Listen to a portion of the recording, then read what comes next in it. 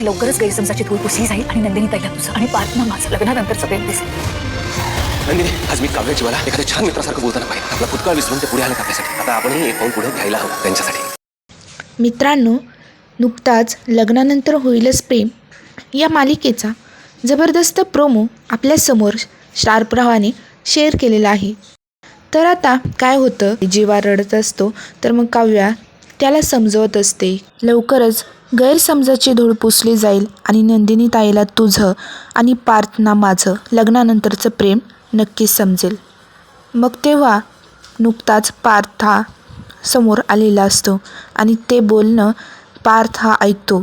त्याला आतून खूपच भारी वाटतं आणि मग तो लगेच नंदिनीला फोन करून थांबायला सांगतो बाहेर येऊन.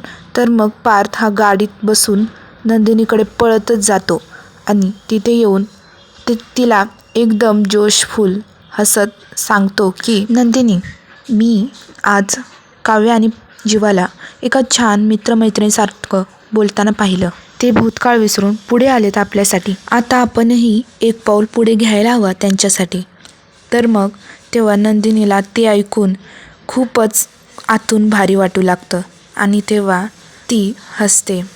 मग आता यापुढे काय होईल हे पाहण्यासाठी आपल्या चॅनलला सबस्क्राईब करून हा व्हिडिओ त्यांना शेअर करा, ज्यांनी अजूनपर्यंत हा प्रोमो पाहिला नाही आहे, आणि व्हिडिओला लाईक करायला विसरू नका.